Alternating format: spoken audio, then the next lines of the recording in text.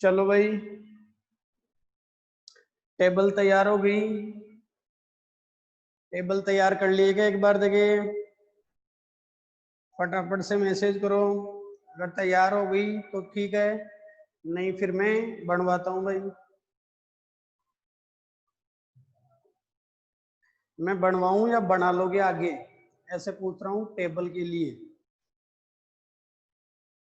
त्रिकोणमिति की टेबल बना लोगे या मैं बनाऊं? फटाफट से मैसेज करके बताओ भाई। देखिए, या तो मैं बनवा दूं या फिर तुम बना लिए होंगे या बना लोगे।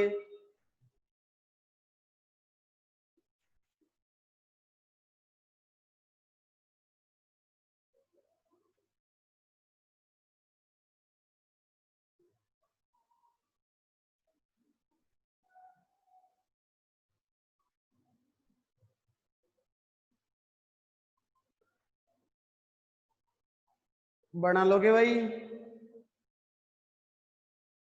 कईयों ने तो बना ली, कई बना लेंगे। लास्ट में क्या करूंगा, क्लास के एंड में मैं एक बार बोर्ड पे बना के आपको स्क्रीनशॉट उसका भेज दूंगा भाई। स्क्रीनशॉट भेज दूंगा कंप्लीट टेबल बनाई हुई का। एक बार बना लेना, फिर भी नहीं आती है तो उसमें एक बार देख लेना। नेक्स्ट चलते हैं। देखो, अब अगला जो टॉपिक है वो है ढाल, स्लोप जिसको बोलेंगे। स्लोप जिसको बोलेंगे, ढाल बोला जाएगा हिंदी में। देखो, एक बार इसको समझो, क्योंकि अब इसके बाद में अपन ग्राफ स्टार्ट करेंगे भाई।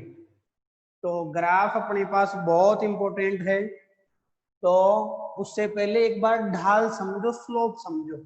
देखो, एक बार ऐसे समझो इसको, जैसे ये मार्कर है ना। इसको एक बार तुम सीडी मान लो कि ये सीडी है और दीवार पे अपन ने लगा रखी है, ऐसा समझ सकते हो, है ना। एक तो बिल्कुल सीडी को ऐसे इस तरह से लगाया अपन ने, ये देखो किस तरह से है, ऐसे समझो, है ना। मतलब जो चढ़ान है वो अपने पास क्या है बताओ, बहुत ज्यादा है, सीधी चढ़ाई है। सीधी क्या है बताओ, चढ़ाई है ना। तो ढलान क्या है बताओ अपने पास, जो ढलान है वो ज्यादा है। एक ऐसे समझो, इसको अपन ने ऐसे कर लिया, बताओ अब ढलान क्या हो गया बताओ, कम हो गया। ढलान थोड़ा सा क्या है बताओ, कम है। तो ढलान को ऐसे समझ सकते हो तुम, जैसे अपने पास सीढ़ी है और अपन ने छत पे जाने के लिए उसको लगा रखा है ना। अब अगर बिल्कुल सीधी चढ़ाई है, बिल्कुल सीधी चढ़ाई है, तो जो ढलान है वो क्या है बताओ, ज्यादा है। और चढ़ाई सीधी नहीं है, सीढ़ी को अपन ने टेढ़ा कर रखा है, सीढ़ी को अपन ने टेढ़ा कर रखा है, तो फिर जो ढलान है वो क्या है बताओ, कम है। देखो, इसको मैं चित्र के द्वारा बताता हूं। जैसे मान लो ये अपन ने चित्र बना लिया। अब देखो, ये सीढ़ी है, एक बार इसको समझो, ये दीवार है भाई, ये दीवार है। देखो, ये दीवार है, ये तो दीवार है, और ये धरातल है। समझ रहे हो मेरी बात को। और ये सीढ़ी अपन ने दीवार के सहारे लगाई है, इसको समझो। मैंने बताया ये सीढ़ी है, ये सीढ़ी है, ये दीवार है, और ये क्या है बताओ, धरातल है। अब सीढ़ी को अपन ने दीवार के सहारे लगाया है। एक तो देखो ऐसे, एक दूसरा चित्र देखो,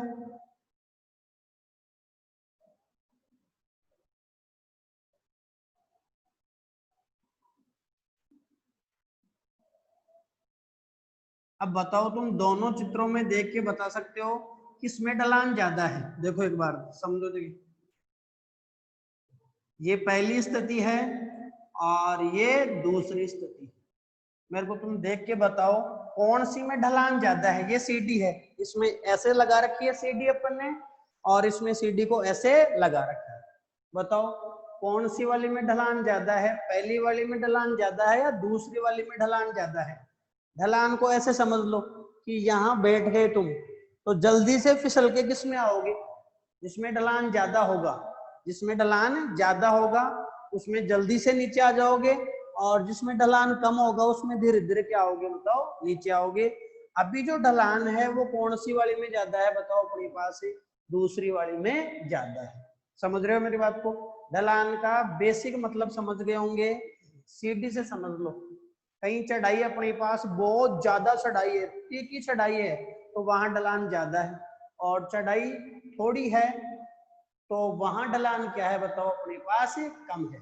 मैंने बताया पहला चित्र और दूसरे चित्र में, दूसरे वाले में ढलान क्या है बताओ ज्यादा है। तो ढलान का जो मान है वो ज्यादा किसमें है? दूसरे वाले में ढलान क्या है बताओ ज्यादा है, किसकी तुलना में? पहले वाले की तुलना में। अब समझो देखो, ढलान के लिए क्या करना पड़ेगा अपने को, क्या निकालना पड़ेगा? ढाल के को दर्शाएंगे अपन स्मॉल एम से। समझना मेरी बातों को, ये सारी बातें ग्राफ में काम में आएगी। ढाल के लिए संकेत क्या लेंगे अपन? छोटा एम संकेत लेंगे ढाल के लिए भाई। छोटा एम संकेत होगा किसके लिए? ढाल के लिए। धीरज वीडियो बंद करो भाई, देखे अपने मोबाइल का वीडियो बंद कर लो। धीरज जांगीड़े वीडियो बंद करो अपने मोबाइल का। ढाल के लिए संकेत मैंने क्या बताया? स्मॉल एम काम में लेंगे, स्मॉल एम। उसके अलावा अपने को ढाल के लिए टेन थीटा निकालना है। ढाल के लिए क्या निकालना है अपने को? Tan theta. और टेन थीटा क्या होगा? देखो ये थीटा है तो ये क्या हो गया बताओ? लंब हो जाएगा। और ये क्या हो जाएगा बताओ? आधार। समझ रहे हो मेरी बात को? देखो सीडी तो जितनी है उतनी है, एक बार इसको ऐसे याद करो। धीरज जांगेड़े मोबाइल का वीडियो ऑफ करो। मैंने बताया सीडी की लंबाई तो मान लो फिक्स है अपने पास, एक बार बनवा ली अपन ने। अब देखो ढलान कम ज्यादा करने के लिए, सीडी तो वही है, ढलान कम ज्यादा करने के लिए अपने को देखो दो मान बदलने पड़ेंगे। देखो ये मान देखो, अभी तुलना करो एक बार, देखो इसमें आधार और इसमें आधार और इसमें ये लंब, और ये अपने पास जो कर्ण है वो सीडी की लंबाई है। ये मान ये सीडी लंबाई है। एक बार ऐसे समझो इसको, ये सीडी की लंबाई फिक्स है, अपन ने सीडी बनवा ली जितने फीट की बनवानी थी, 15 फीट 16 फीट 17 फीट जितने फीट की भी सीडी बनवानी थी वो अपन ने बनवा ली। अब देखो ढलान कम ज्यादा रखना है अपने को, ढलान कम ज्यादा रखना है। उसके लिए अपन क्या कर रहे हैं? देखो कौन कौन से दो मान बदल रहे हैं। अगर अपन तुलना करेंगे देखो यहाँ, तो इसमें तुम्हारे को दिख रहा है आधार का जो मान है वो ज्यादा है, इसमें आधार का मान क्या है बताओ? कम है। देख लो उदाहरण के लिए, इसमें जैसे आधार का मान मैंने मान लिया कि 4 है, तो इसमें बताओ 4 से कम ही मानना पड़ेगा, 2 मान लिया इसमें। अब बताओ इसमें लंब का मान अपन ने कितना मान लिया? लंब का मान मान लो 3 है, तो इसमें बताओ लंब का मान बताओ ज्यादा है या नहीं है? बताओ मैंने कितना मान लिया? 5 मान लिया। तो देखो ढाल दोनों में अपने पास अलग अलग है, तो ढाल कम ज्यादा करने के लिए थोड़ा समझ लो इसको, ढाल कम ज्यादा करने के लिए अपने को कौन कौन सी दो भुजाओं को बदलना पड़ रहा है? देखो एक तो अपने को लंब को बदलना पड़ रहा है, एक किसको बदलना पड़ रहा है बताओ? अपने को आधार को। अपने को लंब और आधार का मान बदलना पड़ रहा है। अगर दोनों मान बदल रहे हैं तो ढाल का मान भी क्या हो रहा है बताओ? बदल रहा है। लंब और आधार किस में आते हैं बताओ? टेन थीटा में आते हैं। आप जानते हो लाल बट्टा कक्का से, लाल बट्टा कक्का से लंब और आधार किस में आते हैं बताओ? टेन थीटा में आते हैं भाई, लंब बट्टे आधार। लंब और आधार किस में आएंगे? टेन थीटा में आएंगे। तो ढाल के लिए ऐसे याद रखो, संकेत है एम और क्या निकालना पड़ेगा अपने को? टेन थीटा निकालना। समझ गए बात को? अब देखो टेन थीटा में भी ये है, टेन थीटा में क्या है? जब थीटा का मान क्या है? 90 से छोटा है। ध्यान रखना थीटा का मान 90 से छोटा है तो टेन थीटा धनात्मक होगा भाई। टेन थीटा क्या होगा बताओ? धनात्मक होगा, पॉजिटिव होगा, धनात्मक होगा। और टेन थीटा धनात्मक है तो टेन थीटा ही क्या है बताओ? ढाल है। तो ढाल भी क्या हुआ बताओ? ढाल भी क्या हुआ? धनात्मक। मैंने ये बताया तुम्हारे को कि जब थीटा का मान 90 से छोटा है तो टेन थीटा धनात्मक है, और टेन थीटा ही ढाल है तो ढाल भी क्या हो गया बताओ? धनात्मक हो गया। थीटा का मान जब 90 से बड़ा है, देखो तुम मान निकालोगे ना, वो टेबल बनाओगे तो ये बात आ जाएगी तुम्हारे सामने। थीटा का मान जब 90 से बड़ा है तो टेन थीटा ऋणात्मक होगा भाई, टेन थीटा ऋणात्मक होगा। और ढाल भी क्या होगा बताओ, ऋणात्मक होगा। ये चीज याद रख लो। टेबल से अगर तुमने टेबल बना ली तो वहां से बात क्लियर हो जाएगी तुम्हारे को। देख लो, जब tan में थीटा का मान 90 से क्या है बताओ, अपने पास छोटा है, तो tan थीटा क्या है बताओ, अपने पास धनात्मक है। और tan थीटा ही ढाल है, तो ढाल भी क्या है बताओ, धनात्मक है। अगर थीटा 90 से बड़ा है, थीटा 90 से बड़ा है, तो अपने पास जो ढाल होगा वो ऋणात्मक होगा। क्यों? क्योंकि tan थीटा भी ऋणात्मक आएगा 90 से 180 के बीच में। तो m बराबर tan थीटा बराबर क्या लिख दिया बताओ, अपन ने ढाल लिख दिया। अभी जो ढाल है वो अपने पास कौन से का ज्यादा है बताओ, दूसरे वाले का ढाल क्या है बताओ, ज्यादा है। किससे? पहले वाले के ढाल से। क्यों? क्योंकि देखो यहाँ अपने पास देखो, इसमें थीटा और कोण को कैसे मापोगे, कोण को मापना है घड़ी के सुई के विपरीत मापना है, एंटी क्लॉकवाइज मापना है भाई। एंटी क्लॉकवाइज मापोगे वामावर्त दिशा में, कोण को वामावर्त दिशा में मापेंगे भाई तो धनात्मक होगा। सुन लेना, एंटी क्लॉकवाइज बोलेंगे इसको, एंटी क्लॉकवाइज।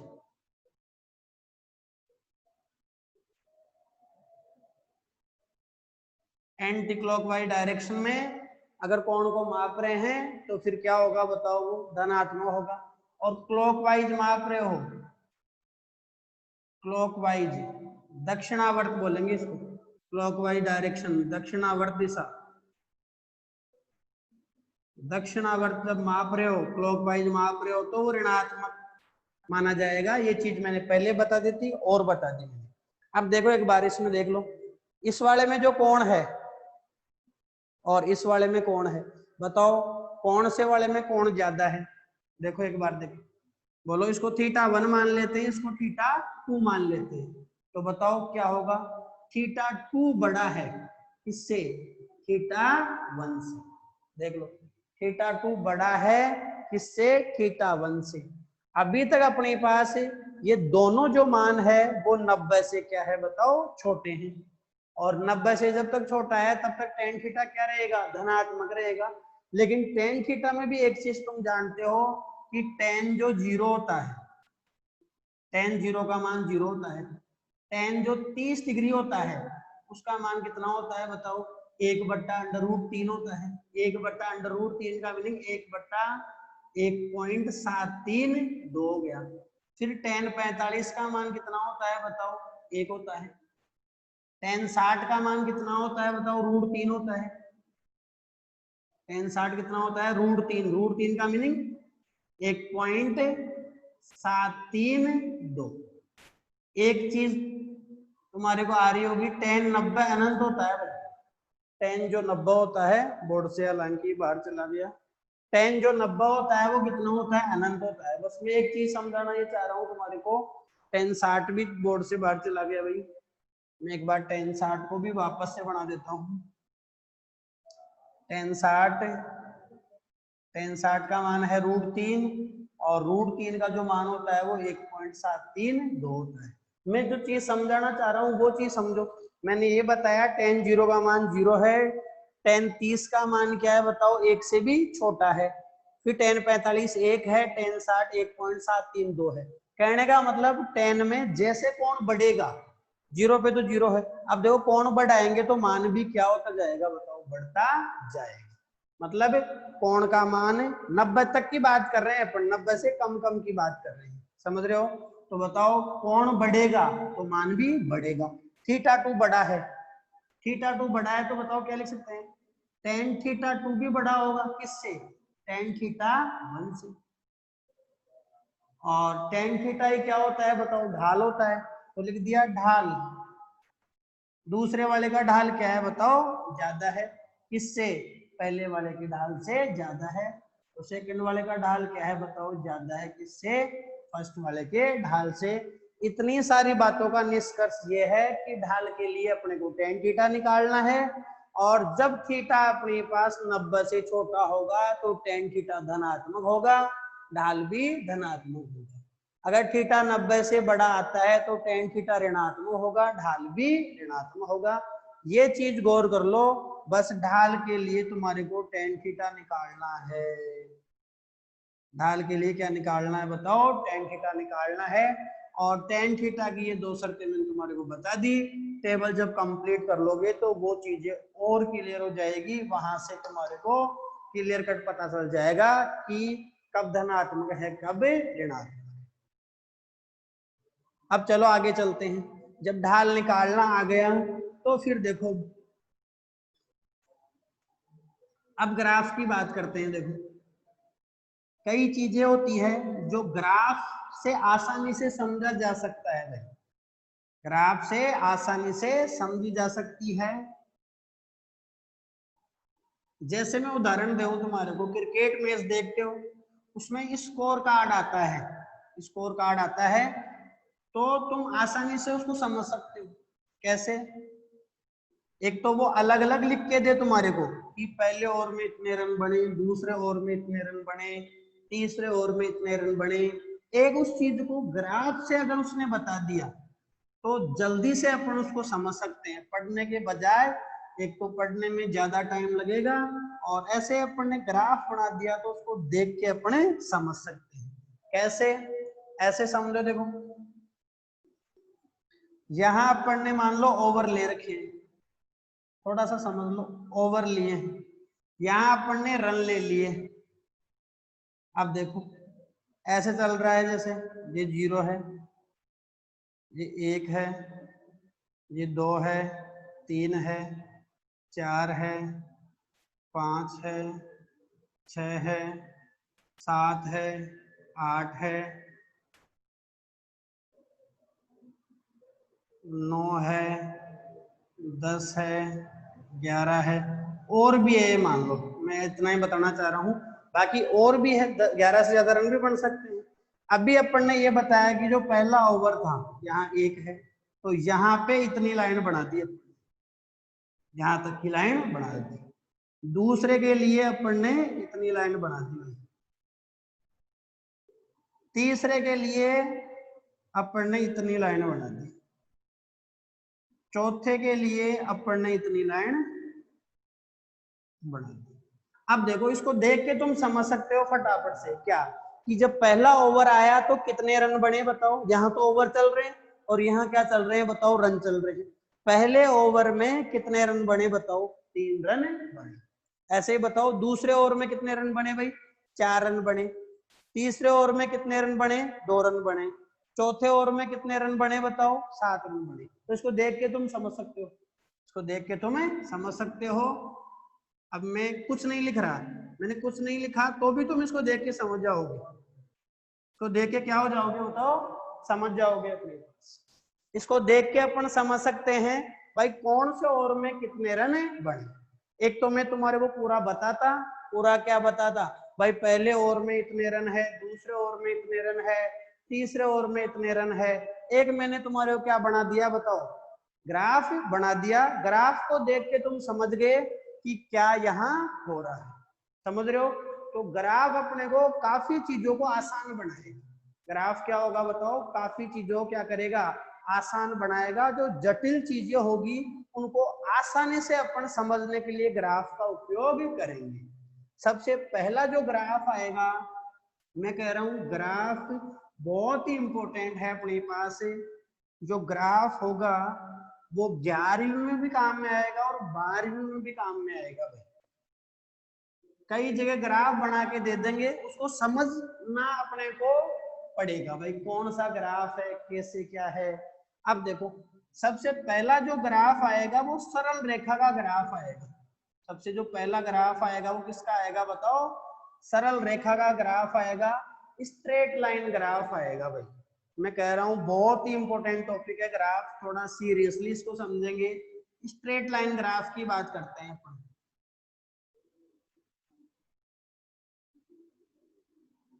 स्ट्रेट लाइन, सरल रेखा वाला ग्राफ। अब देखो सबसे पहले क्या करना है, कोई भी जो ग्राफ है उसका एक समीकरण होता है भाई। सरल रेखा के ग्राफ की बात कर रहे हैं, चीजें सब नहीं है तुम्हारे लिए, तसल्ली से इनको समझेंगे, फिर भी कोई चीज नहीं आती है तो मैसेज कर देंगे कि ये नहीं आया, रिपीट करो, मैं रिपीट कर दूंगा।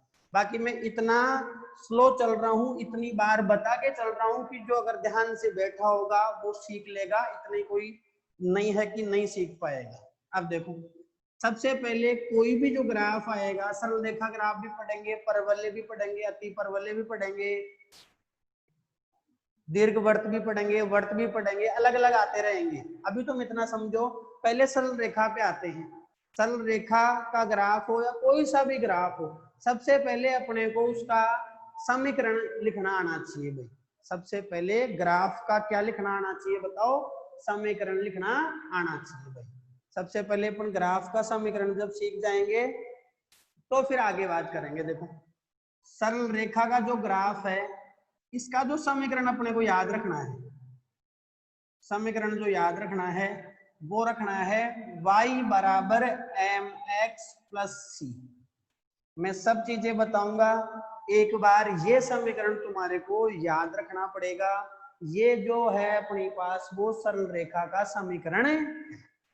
अब देखो, y बराबर mx प्लस सी, सब चीजें बताऊंगा कौन सी चीज क्या है, लेकिन एक बार समझो, समीकरण ये होता है y बराबर mx प्लस सी, ये समीकरण होता है सरल रेखा का।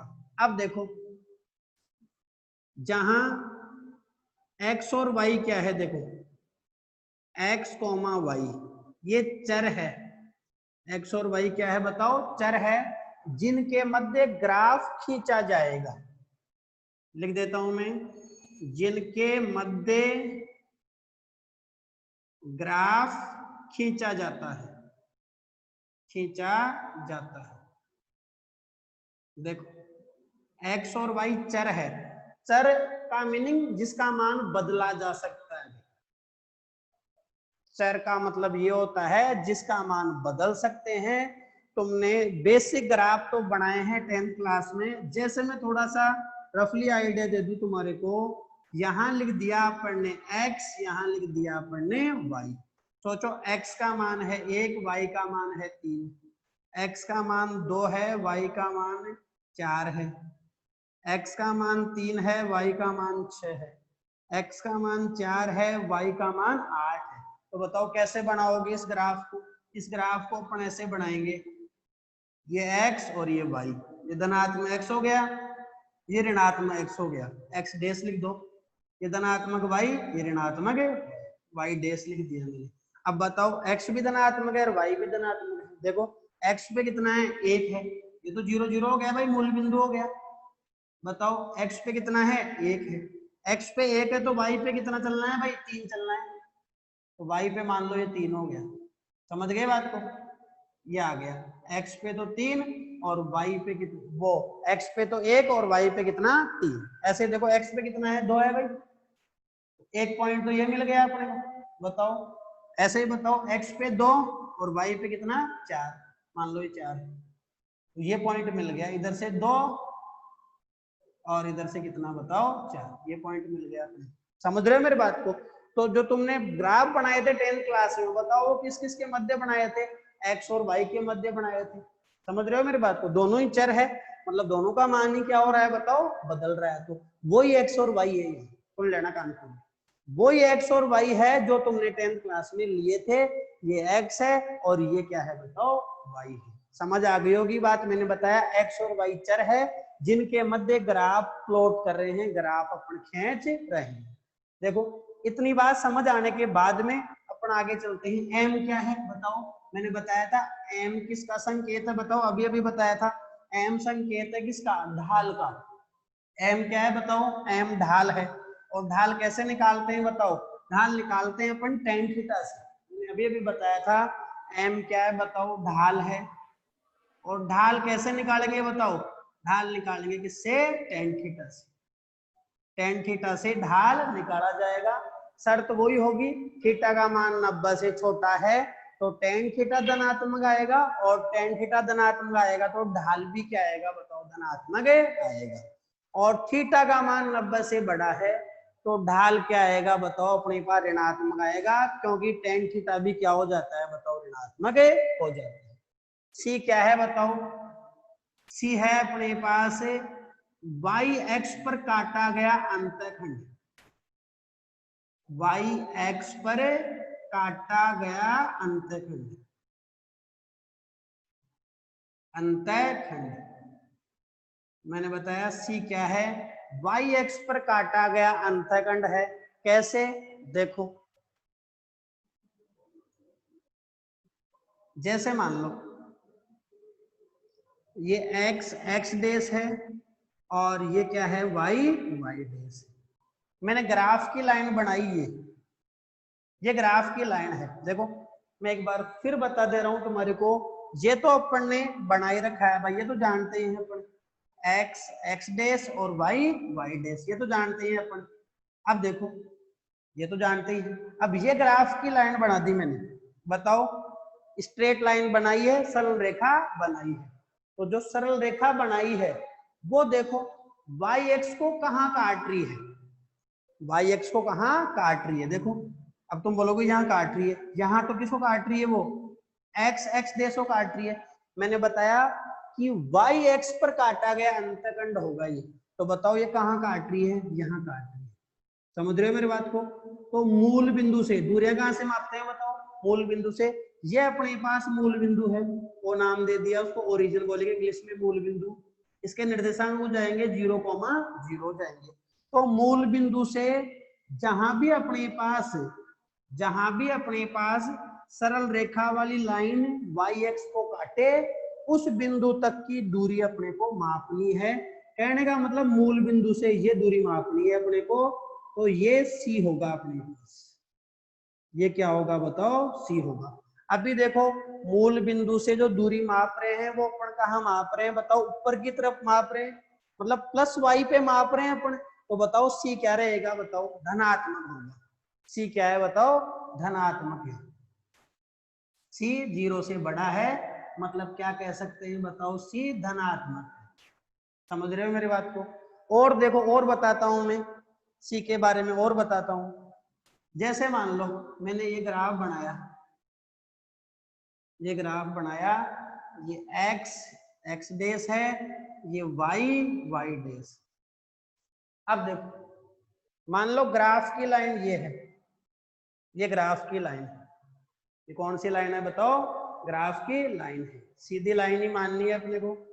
देखो अब ये जब ग्राफ की लाइन है तो बताओ ये जो ग्राफ वाली लाइन बताओ वाई एक्स को कहाँ काट रही है, तो इस बिंदु पे काट रही है। दूरी कहाँ से मापनी है, मूल बिंदु से। ये रहा मूल बिंदु, बताओ इसकी दूरी मापेंगे तो ये जो सी आएगा वो बताओ किसमें आएगा, ये सी माइनस में आएगा, ऋणात्मक आएगा। क्यों, क्योंकि जो दूरी मापी है अपन ने वो मूल बिंदु से कहाँ मापी है बताओ, नीचे की ओर मापी है, या कह सकते हैं कि अपने पास जो y है वो ऋणात्मक है, अपन ने ऋणात्मक y पे दूरी मापी है। तो बताओ इसमें जो सी होगा, इसमें जो सी होगा वो लेस देन 0 होगा, मतलब सी ऋणात्मक है और ऋणात्मक संख्या 0 से क्या होती है बताओ, छोटी होती है। तो यहाँ जो सी होगा वो क्या होगा बताओ, ऋणात्मक होगा, क्योंकि सी का मान 0 से छोटा है। कैसे छोटा, क्योंकि ऋणात्मक का जो भी मान आएगा, सी ऋणात्मक है भी, और ऋणात्मक जो भी मान आएगा वो 0 से क्या होता है बताओ, छोटा होता है। कहने का मतलब सी क्या है बताओ, भी ऋणात्मक है। मैं नेगेटिव उसको लिख देता हूँ। सी समझ आ रहा होगा। सी अंतःखंड है, किस पे काटा गया, वाई एक्स पे काटा गया। कौन काटेगा, अपनी ग्राफ वाली लाइन वाई एक्स को जहां भी काटेगी उस बिंदु की दूरी ले मापनी है अपने को मूल बिंदु से। अगर वो धनात्मक वाई पे माप रहे हो तो सी धनात्मक है, अगर ऋणात्मक वाई पे माप रहे हो तो सी ऋणात्मक है। अब देखो अभी इसमें तो सी क्या था बताओ, 0 से बड़ा था क्योंकि धनात्मक था, क्योंकि दूरी को अपन ने धनात्मक वाई पे मापा है। इसमें अपन ने दूरी को किस पे मापा है, ऋणात्मक वाई पे, तो सी क्या है, ऋणात्मक है, 0 से छोटा है। अब देखो एक मैं ऐसी शर्त बताता हूँ तुम्हारे को, उसमें देख के बताना कि सी का मान कितना है। देखिए एक बार देख के बताना, मैसेज टाइप करना, उसे पता पड़ेगा भाई चीजें क्लियर हो रही है या नहीं हो रही है। बताओ ये x x डेस है, ये y y डेस है, ग्राफ की लाइन यहीं से जा रही है भाई, बोलो अब बताओ ये ग्राफ की लाइन है, वाई एक्स को मूल बिंदु पे ही काट रही है, बताओ इसमें सी का मान कितना होगा, जल्दी से बताओ, देखे फटाफट बताओ इस वाले में सी का मान कितना होगा, बोलो। सी का मान माइनस में होगा, प्लस में होगा, जीरो होगा, या बता ही नहीं सकते, बताओ फटाफट से, जल्दी से करो भाई मैसेज फटाफट से। सी का मान जीरो होगा भाई, काफी लोगों ने सही बताया है। सी का मान कितना होगा बताओ, जीरो होगा। क्यों? क्योंकि ग्राफ वाली लाइन वाई एक्स को मूल बिंदु पे काट रही है, और अपन जो दूरी मापते हैं वो कहां से मापते हैं बताओ, मूल बिंदु से ही मापते हैं। मूल बिंदु से मूल बिंदु की दूरी कितनी होती है बताओ, जीरो ही होती है। तो यहाँ सी का मान कितना है बताओ, जीरो। समझ आई बात? तो सी समझ आ गया होगा। वाई एक्स पर काटा गया क्या है बताओ, अंतःखंड है। सी वाई एक्स पर काटा गया अंतःखंड है। सी की बात समझ आ गई होगी। सी के बारे में और मैं थोड़ा सा बताऊं, देखो ये समीकरण जो है उसमें x का मान जीरो रख दो, कोई भी समीकरण दे रखा है अपने को, इस प्रारूप में दे रखा है, मान लो इस प्रारूप में दे रखा है। कैसे? जैसे मान लो कुछ भी लिख दिया मैंने, यहां लिख दिया y का कोई मान ले लो, अपने पास y का मान ले लिया 5, 2x और प्लस 3 ले लिया। समझ रहे हो मेरी बात को? या y को y लिख दो, y को क्या लिख दो, y लिख दो। ये समीकरण है, y बराबर 2x प्लस 3, ये समीकरण है। अब देखो ये समीकरण है तो तुम इसमें देखो, मैंने ये बताया दूसरा सी का पहचानने का तरीका ये होता है कि जो समीकरण है उसमें x को जीरो रख दो। देखो इस समीकरण में जब x को जीरो रख देंगे, x को जीरो रख दिया तो बताओ कितना आएगा, y बराबर c। समीकरण में x को जीरो रखने पर y का जो भी मान आएगा वो ही क्या है बताओ, c। पहला तरीका तो मैंने बता ही दिया तुम्हारे को, c यहीं से समझ आ गया होगा। फिर भी और अगर अपन गहराई में बात करें तो ये समीकरण दे रखा है, इसमें किसको जीरो रखना है बताओ, x को जीरो रखना है। x को जीरो रख दो तो y बराबर कितना आ गया, 3। तो बताओ c का मान कितना है, c का मान है 3, क्योंकि y का जो मान है वही क्या है बताओ, c है। मतलब y किसके बराबर हो गया बताओ, c के बराबर हो गया। तो दूसरा ऐसे कह सकते हैं कि किसी भी समीकरण में x को जीरो रखने पे y का जो भी मान प्राप्त होगा वही मान क्या है बताओ, c का मान है। समझ आ गई बातें? अब देखो सरल रेखा वाला जो ग्राफ पढ़ने जा रहे हैं अपन, इसमें देखो कैसे तुम पहचान करोगे, ये सारी चीजें मैंने तुम्हारे को बता दी। कैसे पहचान करोगे भाई, ये सरल रेखा का ही समीकरण है। सबसे बड़ी बात बताने जा रहा हूं मैं, ये कह रहा हूं तुम्हारे को कैसे पहचान करोगे भाई, ये जो ग्राफ है वो सरल रेखा का ही ग्राफ है। देखो सरल रेखा के ग्राफ की पहचान सीख लो। पहचान ये होती है इसकी, देखो कोई भी समीकरण अपने को दे रखा है, कोई भी समीकरण अपने को दे रखा है, इस समीकरण में देखो कोई भी समीकरण जो अपने को दे रखा होगा उसमें देखना है y की अधिकतम घात, y की अधिकतम घात, y की अधिकतम घात, मैं अधिकतम घात की बात कर रहा हूं, y की अधिकतम घात 1 हो और x की अधिकतम घात भी 1 हो। अधिकतम की बात कर रहा हूं मैं, ध्यान लगाना। कोई भी समीकरण दे रखा हो, पहचान करनी है अपने को कि ये सरल रेखा का है या नहीं है। तो y की अधिकतम घात उसमें अगर 1 नजर आ रही है तुम्हारे को और x की अधिकतम घात भी 1 नजर आ रही है, तो वो निश्चित रूप से ही बताओ किसका समीकरण है, सरल रेखा का समीकरण है। मैं अधिकतम घात की बोल रहा हूँ, y की अधिकतम घात 1 होनी चाहिए, x की अधिकतम घात भी 1 होनी चाहिए। कैसे? जैसे मैंने यहां लिख दिया y बराबर 5x प्लस 9 लिख दिया, बताओ ये सरल रेखा का है या नहीं है? तो जवाब आएगा सरल रेखा का ही समीकरण है, क्योंकि y की अधिकतम घात, देखो कुछ नहीं लिखते हैं तो कितनी घात मानी जाती है बताओ, 1। तो y की अधिकतम घात भी 1 है और x की अधिकतम घात भी कितनी है बताओ 1 है। तो ये जो समीकरण है वो किसका है बताओ, सरल रेखा का समीकरण है। तो पहचान करने का तरीका ये है कि किसी भी समीकरण में x की अधिकतम घात भी 1 हो और y की अधिकतम घात भी 1 हो तो वो किसका है, सरल रेखा का समीकरण है। या फिर कह सकते हैं कि अपने पास जो y है वो समानुपाती है किसके, x के, या फिर x समानुपाती है किसके, y के। तो ये भी जो ग्राफ है मतलब इसमें x और y दोनों समानुपाती में आते हो, ऐसा समझ लो इसको, इसमें x और y दोनों समानुपाती में आते हो तो वो किसका ग्राफ होता है बताओ, सरल रेखा का ग्राफ होता है।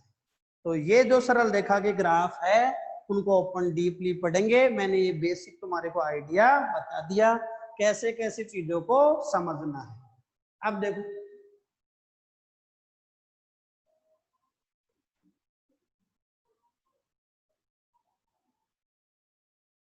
सबसे पहला जो अपन सरल रेखा में ग्राफ बनाएंगे भाई, सरल रेखा में भी बहुत प्रकार के ग्राफ बनेंगे अपने पास।